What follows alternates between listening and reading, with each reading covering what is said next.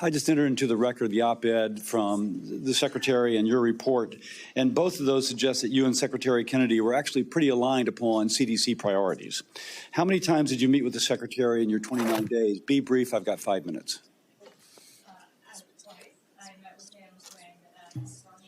Are you on? Yes, can you hear me?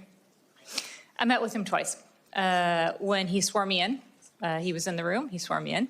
And then I met him again on August 11th when he came down to tour the buildings that had been under the gunfire. And we chatted briefly. And then you met the 25th as well? And then the 25th, that's correct, yes. Okay, and how many meetings were around the period of the 25th? We had 3 distinct meetings that day. Okay, and what did he tell you to do? In the first meeting, briefly, in the first meeting, he asked me to commit to firing scientists or resign. He asked me to pre-commit to signing off on each and one of the forthcoming ACIP recommendations, regardless of whether or not there was scientific evidence. And what were those recommendations? Did you have a foreshadowing of what they would be? I did not. We did not get into any substance about what those... He wanted you to approve them? He just wanted blanket approval. Okay. And if I could not commit to approval of each and every one of the recommendations that would be forthcoming, I needed to resign. I did not resign, and that is when he told me he had already spoken to the White House about having me removed. Did he ever communicate he was going to change the childhood vaccination schedule? Not until that very day.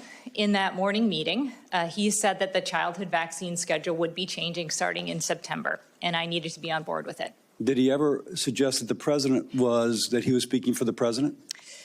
In that morning meeting, he did say that he had spoken to the president. He spoke to the president every day about changing the childhood vaccine schedule. Okay.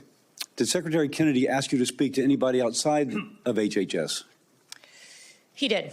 In the second meeting that day, he indicated that one of his colleagues or collaborators, I don't know what the relationship is, was coming into town the following week, and he wanted me to meet with that person. Who was that person? The person was named Aaron Siri.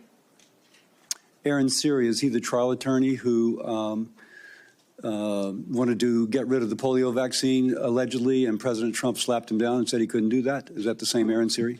I don't know the second part of that, but I do know that there were public reports that he is the individual who had suggested getting rid of the polio vaccine.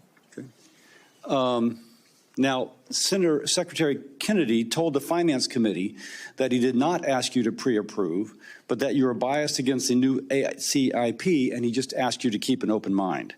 Did he cite any data or science as relates to the potential ACIP recommendations to persuade you to support them? He did not have any data or science to point to. As a matter of fact, we got into an exchange where I had suggested that I would be open to changing childhood vaccine schedules if the evidence or science were supportive. And he responded that there was no science or evidence associated with the childhood vaccine schedule.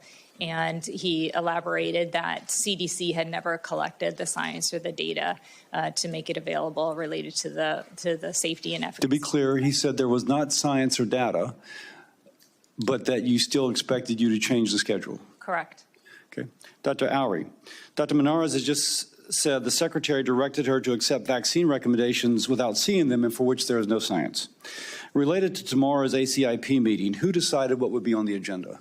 So I don't have great visibility into that. I know the senior advisor and HHS counselor worked with our staff and the designated federal official and proposed items. Okay, and who is the senior counselor? The senior advisor is Stuart Burns, and the HHS counselor is Ren Archer. And those are political appointees answerable to the Secretary? Yes. Is that the way does normally the cabinet secretary or political staff set the agenda for a scientific meeting? Not for the past decade. I was at CDC. So this is the first time that's been the case? Yes. And in preparing materials for the meeting, were you told to disregard science or to enhance science, or what were you supposed to do? For the last meeting, we had developed... I'm talking about this meeting coming up. So for this meeting, we We didn't have work groups other than one for COVID. So CDC scientists were being asked by ACIP to develop questions and recommendations. I did suggest additional questions that the hepatitis B work group look at so that they could look at differences in age groups. The senior advisor was concerned that could bias moving away from a birth dose. I asked how asking questions and providing data could do bias if we didn't have the answers yet. Biased against moving away from, you're suggesting that they wanted to move away from the birth dose, but they were afraid that your data would say that they should retain it? Correct. That's okay.